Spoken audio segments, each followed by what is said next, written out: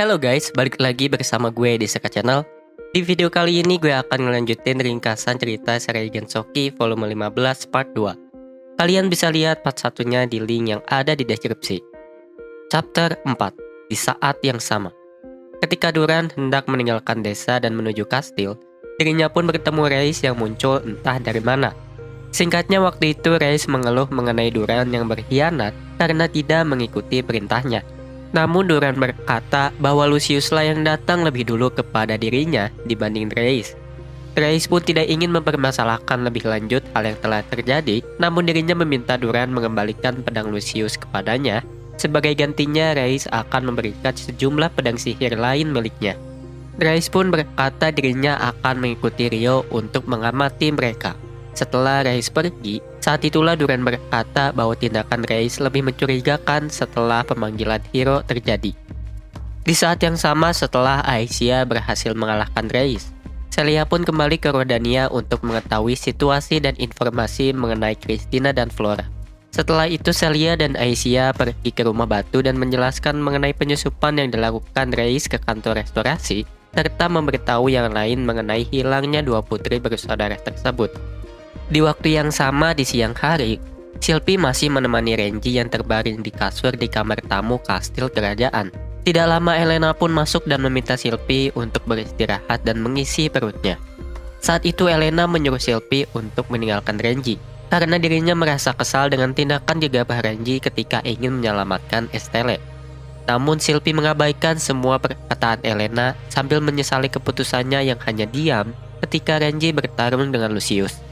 Tiba-tiba Renji pun bangun dari bobo cantiknya dan secara tidak sengaja mengeluarkan senjata sucinya. Sylvie yang berada di dekatnya pun berusaha menenangkan Renji. Namun ketika Sylvie menjelaskan situasi mereka, Renji malah bertingkah seolah tidak peduli dan tidak ingin memenuhi janjinya untuk menjadi bawahan Reis. Ketika mendengarnya, Elena pun mencoba untuk memarahi Renji. Namun Sylvie menghentikannya dan berkata kepada Renji, "Menyedihkan. Aku menyukai sifat pemberanimu kepada ketidakadilan dunia. Tapi sepertinya aku salah menilaimu. Kau hanya seorang pengecut yang hanya bisa melawan orang lemah. Harus aku akui, kau hanya seorang bocah tidak tahu diri." Setelah mendengarnya, Renji malah menyalahkan Sylvie yang malah membela Renji. Dengan perasaan muak, Sylvie pun menjelaskan mengenai keadaan kerajaannya yang melemah dan membutuhkan bantuan dari negara lain. Di sisi lain, Renji pun tidak mungkin bisa melawan kekaisaran Proxia sendirian. Setelah melihat Renji yang masih bertingkah acuh, Sylvie pun menyuruh Renji untuk pergi dan kabur dari kerajaannya. Sylvie berkata bahwa Renji terlalu bertingkah kekanak-kanakan untuk bisa membantu dirinya, dan kekuatan yang dimilikinya hanyalah sebuah pemberian dari orang lain. Alhasil ketika Renji bertemu dengan orang yang lebih kuat dirinya hanya meringkuk dan menolak kenyataan. Sylvie juga berkata dirinya akan menyatakan Renji sebagai kriminal kerajaan Rubia. Namun karena Sylvie juga merasa bersalah, dirinya akan membiarkan Renji untuk kabur dari kerajaannya. Namun akhirnya Renji memaksa untuk bisa tetap tinggal dan bertarung bersama Sylvie, walaupun artinya dirinya harus menjadi bawahan Reis sekalipun. Melihat Renji yang membungkuk dan memohon kepadanya, Sylvie pun tidak peduli lagi dengan apa yang akan terjadi dan meninggalkan kamar dengan perasaan kesal. Di waktu lain, Reis pun berhasil mendeteksi keberadaan Rio dan sedang mengamatinya. Reis memutuskan untuk tidak muncul di hadapan Rio karena Reis sadar dirinya tidak bisa menang melawan Rio. Reis pun memutuskan untuk mengirim trio begundal agar mereka bisa membalaskan kematian bosnya, serta mengirim Sylvie dan juga bidak barunya untuk dijadikan kambing hitam melawan Rio. Dan sekitar 10 menit kemudian, Reis sampai ke tempat trio begundal dan menjelaskan mengenai Lucius yang sudah mati. Awalnya mereka bertiga tentu tidak mempercayainya, terutama Lucy. Mungkin gara-gara namanya mirip kali ya.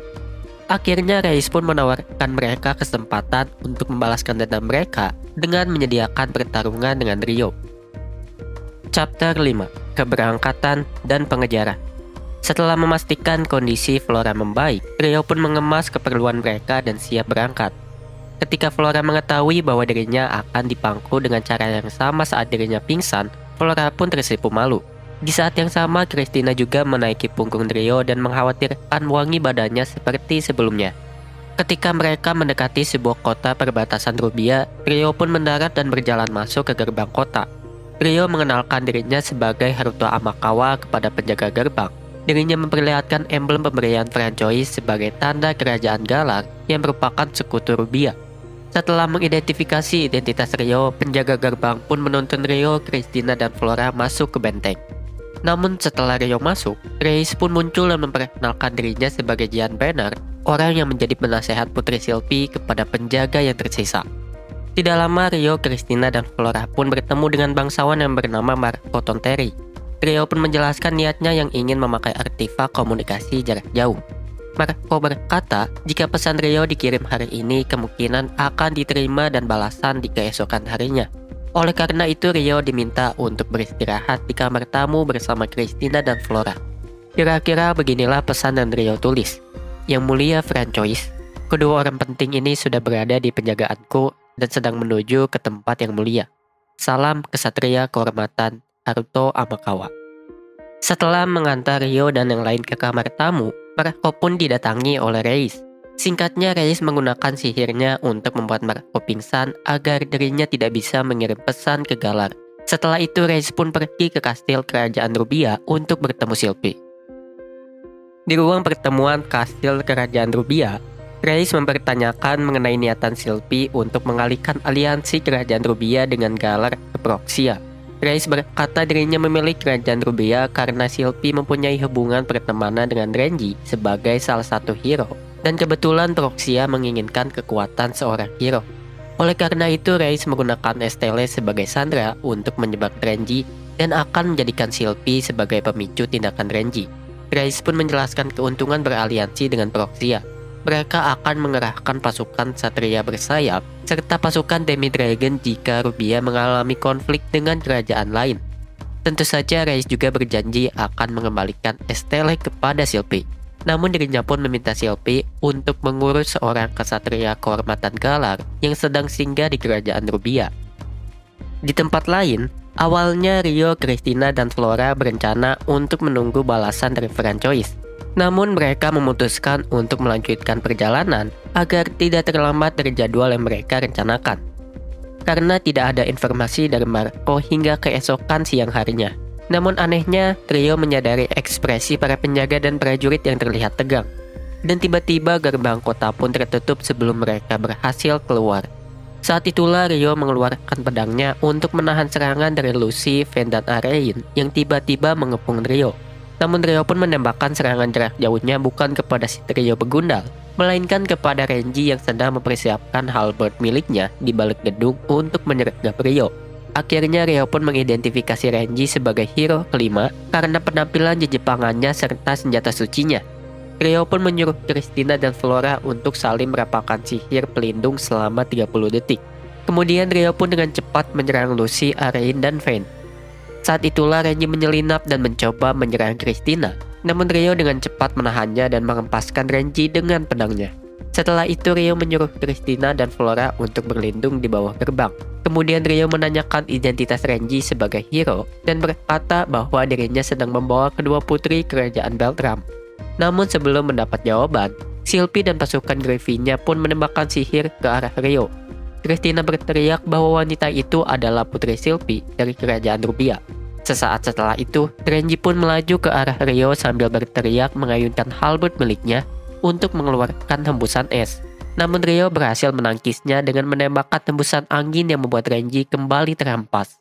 Di saat Sylvie menyuruh pasukannya untuk kembali menembakkan sihir, Ryo berpikir bahwa dirinya tidak bisa bertarung tanpa membunuh siapapun, dan memutuskan untuk kembali membawa Christina dan Flora pergi dengan terbang melewati pasukan Griffin Sylvie beberapa meter di atas mereka. Dengan dampak dari hembusan angin Ryo, pasukan Griffin pun kehilangan keseimbangan mereka dan hanya bisa membuat Sylvie terkejut melihat ke langit di mana Ryo telah jauh berada. Cerita selingan, kekhawatiran Duke Hyunot. 4 hari berlalu semenjak Ryo diserang di Rubia dan 10 hari setelah Christina dan Flora diculik. Lyselot pun baru sampai di Galtuk untuk bertemu Hiroaki. Duke Hyunot pun khawatir akan kerjasama franchise untuk menikahkan Hiroaki dengan Lyselot. Karena bagaimanapun juga jika Lyselot kehilangan kepercayaan pada franchise, maka franchise juga akan kehilangan kepercayaan Rika Guild dan bisa mempengaruhi ekonomi di kerajaan Galar. Ditambah dengan kondisi Liselot yang tidak mendapatkan keuntungan apapun dengan menikahi Hiroaki, karena restorasi saat ini berada dalam ambang kehancuran.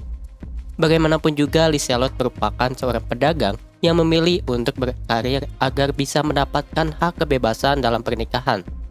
Oleh karena itu, Hujunot pun mulai memikirkan cara agar menjaga mood Hiroaki jika pernikahannya dengan Liselot gagal. Karena apapun alasannya, Hiroaki masih tetap harus menikah dengan Rosalie untuk menyelamatkan restorasi. Chapter 6. Kembali. Beberapa saat kemudian, Liselot dan Rohana pun turun dari kapal sihir dan berjalan menuju ke ruang pertemuan. Ketika di koridor, beberapa pekerja di istana mulai menggosipkan Liselot yang akan menikah dengan Hiroaki, dan hal tersebut membuat dirinya semakin tertekan untuk menolak lamaran tersebut. Di ruang pertemuan pun, Francois bersama kedua orang tua Liselot dan juga Rosalie, serta Hiroaki yang datang duluan bersama Hujunot telah menunggu di sana. Francois pun meminta maaf atas lamaran dadakan tersebut dan berkata dirinya yang akan menjadi mediator. Dengan tegas, Liselot pun berkata dirinya telah menyiapkan jawaban atas lamaran Hiroaki. Namun Francois menyarankan agar Hiroaki dan Liselot untuk menghabiskan waktu berdua dan saling berbincang terlebih dahulu. Setelahnya, Hiroaki pun memutuskan untuk mengajak Liselot berjalan-jalan di taman atap kastil. Namun sayangnya dirinya terlalu gugup untuk bisa memulai pembicaraan dengan Liselot. Karena Liselot juga tidak berbicara, dirinya berasumsi Liselot juga gugup atas lamaran pernikahannya. Tapi Hiroaki pun malah berkata kepada Liselot bahwa lamaran ini diatur langsung oleh Hujunot yang bagaimanapun caranya menginginkan dirinya untuk menikahi Liselot. Dirinya berkata seolah-olah lamaran tersebut bukan datang karena niatannya dan menganggap sikap Liselot yang gugup sebagai tanda suka kepada dirinya. Liselot pun bertanya mengenai apa yang akan terjadi jika Flora berhasil kembali setelah Hiroaki bertunangan dengan Rosalie. Karena tidak mungkin Flora yang merupakan seorang putri kerajaan akan menjadi istrinya yang keempat, posisi yang lebih rendah daripada Rohana dan dirinya yang hanya putri dari seorang duk dan marquis. Hiroaki pun berkata bahwa dirinya tidak terlalu peduli dengan penomoran istri-istrinya. Namun dibanding menjawab pertanyaan Liselot tersebut, Hiroaki lebih tersinggung dengan perkataan Liselot yang masih menyebutnya sang pahlawan. Hiroaki pun meminta agar hubungan mereka bisa lebih dari sekedar bisnis dan menyebut dirinya dengan namanya. Namun ketika Liselot bertanya apakah permintaan tersebut merupakan sebuah lamaran terhadapnya, Hiroaki malah berkata tidak, seolah-olah dirinya tidak ingin menunjukkan bahwa dirinya suka terhadap Liselot. Hiroaki menyanggah bahwa karena Liselot sering menolak lamaran pernikahan dikarenakan kesibukan kerjaannya, Hiroaki pun menawarkan dirinya sebagai pria yang tidak ada kaitan dengan pekerjaan Liselot agar menjadikan dirinya sebagai kekasih Liselot. Namun hal konyol tersebut bagi Liselot terdengar seolah-olah bahwa dirinya lah yang melamar Hiroaki. Dengan menyimpulkan semuanya, Liselot pun meminta maaf bahwa dirinya tidak memiliki niatan untuk menikahi siapapun saat ini. Dengan kata lain, Liselot pun menolak untuk menikah dengan seutas Hiroaki. Ketika mereka kembali dan menjelaskan mengenai keputusan Liselot, Hiroaki berkata, ya emang gak ada artinya buat bertunangan kalau nggak saling suka satu sama lain. Dan orang yang paling terkejut dengan perkataan Hiroaki adalah Hujunot, yang mengetahui bahwa Hiroaki lah yang dari awal meminta Liselot agar menjadi istrinya. Setelah itu, Hujunot pun membawa Hiroaki dan Rohana keluar ruangan. Francois juga menyuruh agar Rosalie kembali ke kamarnya. Saat itulah Charlotte dan Sasuke muncul dari balik pintu dan menyapa Liselot. Charlotte berkata bahwa mereka berdua khawatir dengan Liselot yang kemungkinan dipaksa untuk menikah dengan Hiroaki. Namun pembicaraan pun berubah mengenai Liselot yang terlalu luar biasa dan sulit untuk menemukan pria yang baik untuknya. Namun tiba-tiba seorang prajurit pun menggedor pintu dengan keras dan berteriak bahwa ada urusan penting mendadak kepada Francois.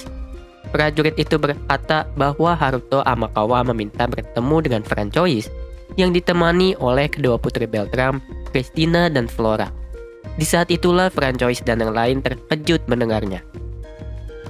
Penutupan, keputusan Sakata. Dengan gagalnya pernikahan dirinya dengan Liselot, Hiroaki pun berjalan ke kamarnya dengan kesal. Di sisi lain, Hujunot pun mulai panik dengan kondisi Hiroaki yang sepertinya tidak mungkin untuk membicarakan tentang pernikahannya dengan Rosalie. Tiba-tiba Hiroaki yang melihat ke jendela pun menghentikan langkahnya dan melihat Christina dan Flora yang berjalan berdampingan dengan Ryo. Di saat Hojono terkejut melihat Christina dan Flora, Trowana pun dengan segera mengajak mereka berdua untuk kembali ke ruangan Francois. Namun Hiroaki masih melihat Christina dan Flora yang memiliki ekspresi bahagia ketika berjalan berdampingan dengan Ryo. Hiroaki pun merasakan gejolak di hatinya saat melihat pemandangan yang tidak dirinya sukai tersebut. Dirinya pun berpikir dan memutuskan akan lebih memilih untuk bertunangan dengan Rosalie. Sekian ringkasan dan cerita volume 15 Reigen Shoki. Terima kasih bagi para pendengar dan juga penonton dimanapun kalian berada. Sampai jumpa di video berikutnya. Bye.